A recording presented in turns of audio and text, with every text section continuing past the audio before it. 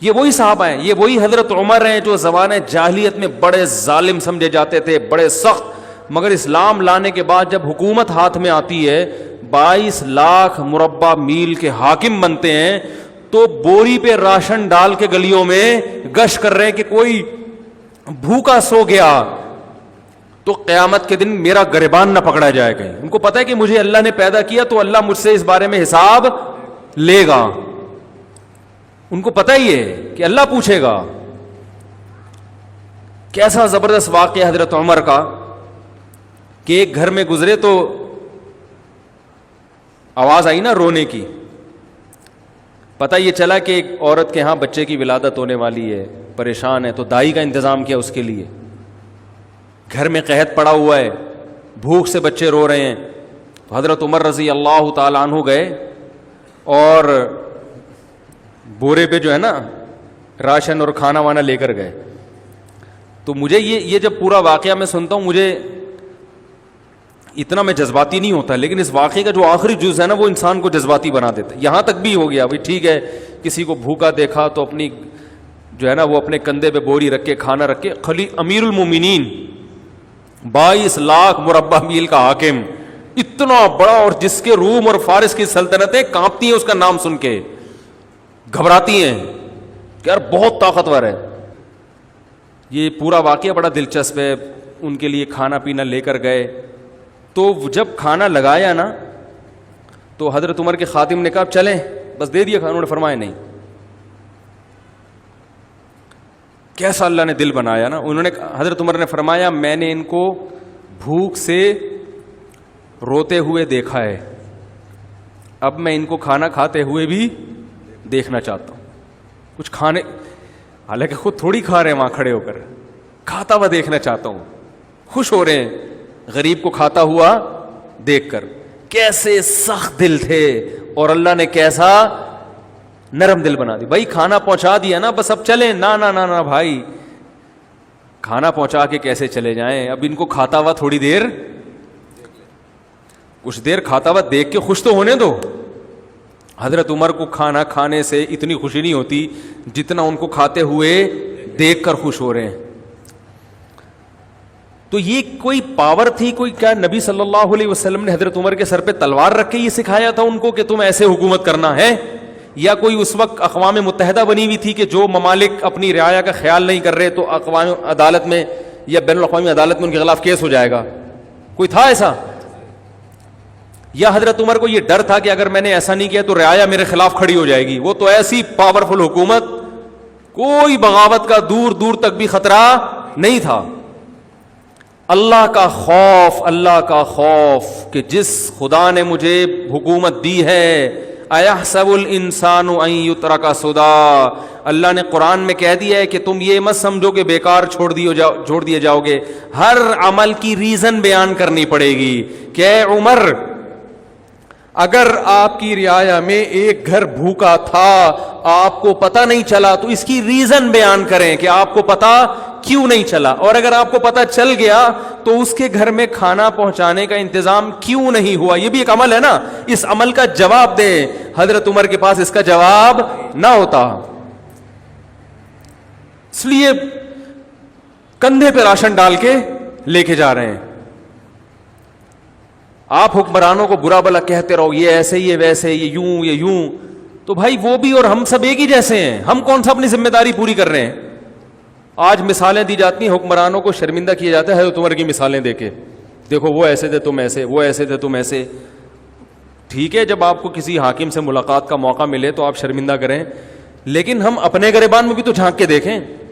صبح سے لے کے رات تک, رات سے لے کے صبح تک, کیا ہمارا ہر عمل ایسا ہے کہ ہم اس کی اللہ ہم سے وجہ پوچھے تو ہم وجہ بیان کر سکیں کہ اللہ اس وجہ سے میں نے ایسا کیا ہے؟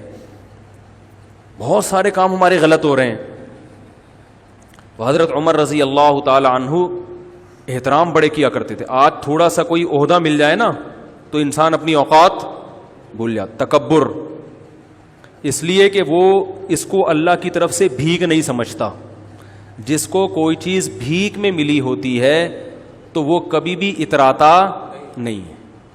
دیکھو آپ کے پاس کچھ بھی نہیں تھا پہننے کے لیے, بھکاری بن کے کسی کے در پہ گئے, سیٹھ صاحب نے آپ کو ایک ٹائی دے دی, 3 پیس سوٹ دے دیا, بنیان دے دیا ہے بھائی, اور شیمپو دے دیا کہ نہا لو. نہا کے آپ نے ٹائی وائی پہنی, اب آپ اسی کے سامنے اکڑ رہے ہو اور لوگوں کو یوں کر کے دکھا رہے ہو, تو وہ بولے گا بھائی میں نے دی ہے, واپس لے لوں گا میں. تو جو چیز بھیک میں ملی ہوتی ہے انسان اس پہ اکڑتا نہیں, اور جو اپنے پیسوں سے خریدی ہوتی ہے اس پہ اکڑتا ہے. خود گئے طارق روڈ میں شاپنگ کی آپ نے, اپنی تنخواہ میں سے, آپ کو تنخواہ ملی تھی, اچھی تنخواہ ہے آپ کی, وہاں سے 3 پیس سوٹ ٹائی پہن کے آئے, اپنی گاڑی میں بیٹھے, پھر آپ ایسے ایسے کر کے گھوم رہے ہیں. کوئی شرمندہ نہیں کرے گا آپ کو, بولے گا بھائی السلام علیکم, اللہ نے آپ کو دیا ہے. تو اللہ کہہ رہے ہیں یہ جو تمہاری اپنی چیزیں یہ بھی اپنی نہیں ہے, یہ سب میں نے دی ہیں. یہ جو تنخواہ آپ کو مل رہی ہے یہ تنخواہ کہاں سے آ رہی ہے؟ یہ جو آپ کی کمپنی کی ارننگ ہے یہ تو قدرت کی پیداوار ہے نا, جو اللہ پیدا کر رہا ہے. کپاس اللہ نے پیدا کی, اس سے کپڑا بنتا ہے, تو آپ ٹیکسٹائل مل میں جاب کر کے تنخواہ لے رہے ہوتے ہو. یہ تو سب اللہ کی طرف سے بھیک ہے. آپ شوگر مل میں مینیجر لگ گئے بھائی, تو شوگر پیدا کون کر رہا ہے؟ یہ گنے اللہ پیدا کر رہا ہے. آسمان سے پانی برستا ہے اور وہ میٹھے لکڑیاں پیدا ہو جاتی ہیں, اس سے میٹھی میٹھی لکڑیاں پیدا ہو جاتی ہیں شہد جیسی, اس سے رس نکلتا ہے.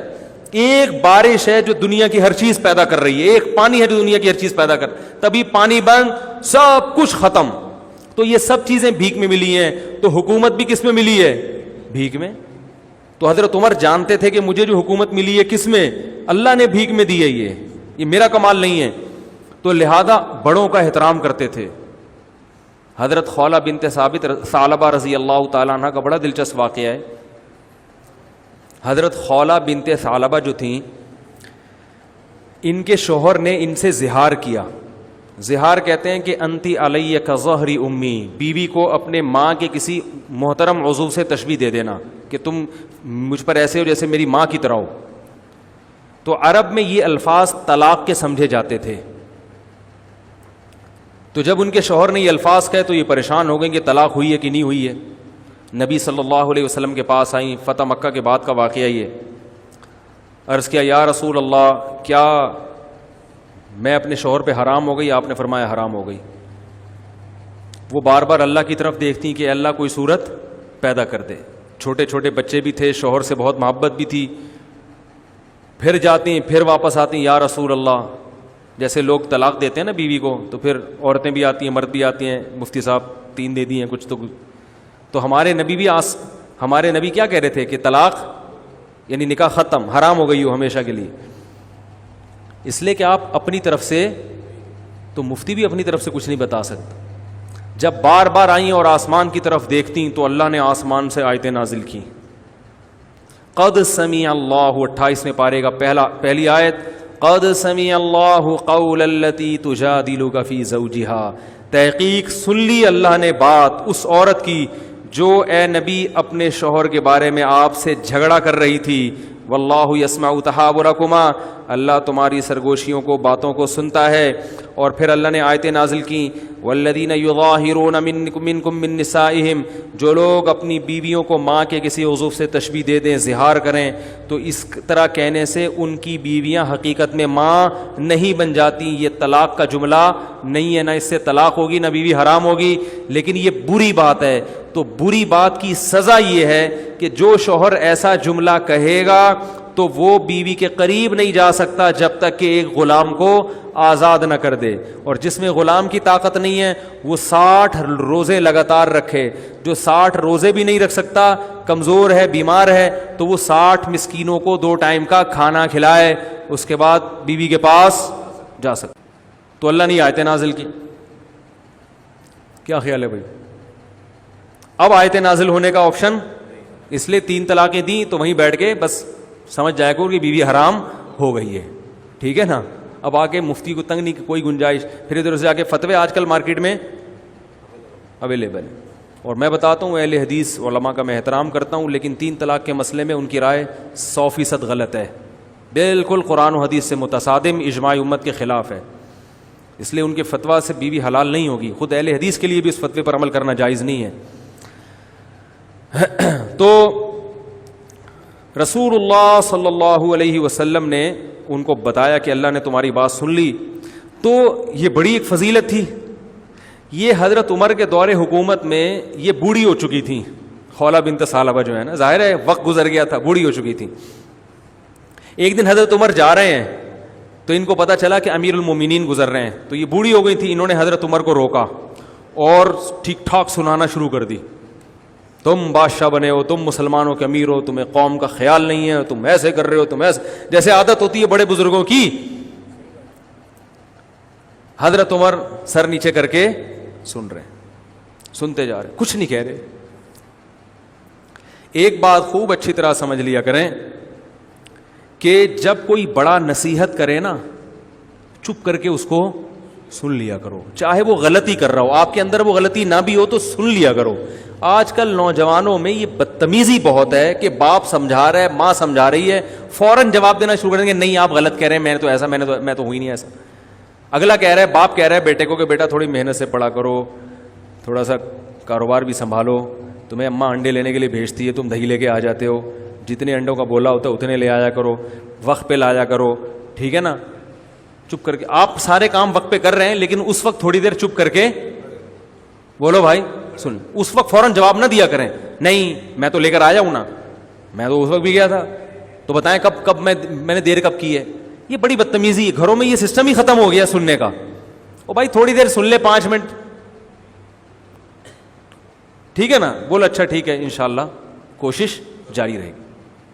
سن لو, پتلی گلی سے نکل لو. ابا سے کون سا 24 گھنٹے کوئی بیٹھے رہتے ہو, یا ابا ہے یا کوئی بزرگ ہے یا کوئی عالم ہے, کوئی مفتی ہے, کوئی بڑا ہے, کوئی بھی سمجھا رہا ہو, اس وقت چپ کر کے سن لو. بعد میں آپ سمجھتے ہیں کہ واقعی یہ غلط فہمی سے ممکن ہے ان کے دل بدگمان ہو رہا ہو کوئی میرے خلاف, تو بعد میں کسی موقع پر آپ ان کو الگ سے سمجھا دیں کہ یہ کچھ آپ جو ایسی باتیں کر رہے ہیں 1-2 دفعہ تو ٹھیک ہے, لیکن بار بار آپ کریں اس کا مطلب شاید آپ کو کوئی غلط فہمی ہے. تو ایسا نہیں ہے, میں انڈے ہمیشہ ٹائم پہ لے کے, انڈے کی ایک مثال دے رہا ہوں میں تو یہی کرتا ہوں نا سارا دن.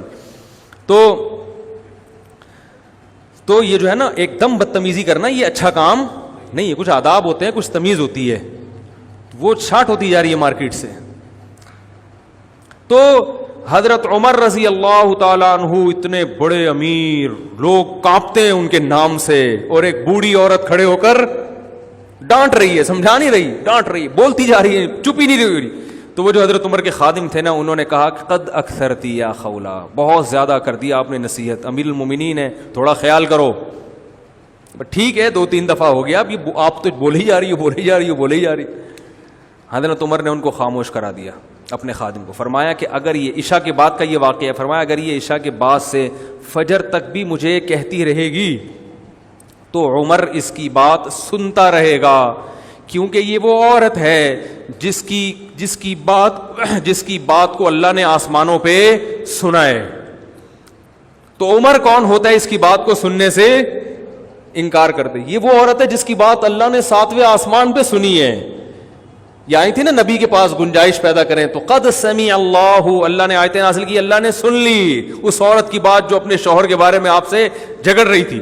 تو جس کی بات اللہ 7ویں آسمان پہ عرش پہ بیٹھ کے سن رہا ہو, عمر کیسے کہہ سکتا ہے کہ بس کر میں نہیں سننا چاہتا؟ تو یہ بھی وہی ہے اللہ کا خوف. یہ کہاں سے آیا؟ قرآن سے آیا. کوئی اقوام متحدہ نہیں تھی اس وقت, یہ کوئی بین الاقوامی عدالت نہیں تھی جس کے پاس دنیا کیس لے کے جاتی کہ یہ ہماری بات نہیں سن رہے. جب تک اللہ کا خوف نہ ہو, آخرت نہ ہو, انسان کا بچہ بن ہی نہیں سکتا. لیکن انسان کا کیا ہے؟ انسان تو بھائی حضرت عمر کو پتا چل گیا کہ میں اگر سوؤں گا اور کوئی بھوکا سو گیا تو میری خیر نہیں ہے, میری خیر, مجھے دنیا میں کوئی نہیں پوچھتا, آخرت میں پوچھا جاؤں گا. میں اگر اس بوڑھی عورت کے سامنے بول پڑا, خولہ بنت ثعلبہ کے سامنے, تو اللہ کہے گا اے عمر اس کی آواز تو میں نے آسمانوں پہ سنی اور جواب دیا ہے, تو مجھ سے بڑا تھوڑی ہو سکتا ہے. تجھے آج 22 لاکھ مربع میل کی حکومت مل گئی, میں نے بٹھایا, تو اب تو ایک بوڑھے کا احترام نہیں کر رہا. یہ خوف ہے جو ان کو سننے پر مجبور کر رہا ہے. تو صرف اسلام, صرف دین ہی نجات کا راستہ ہے میرے بھائی, اور آپ کی زندگی میں سکون اور اطمینان بھی صرف اسی لائن میں ہے, اس کے علاوہ سب بکواس ہے.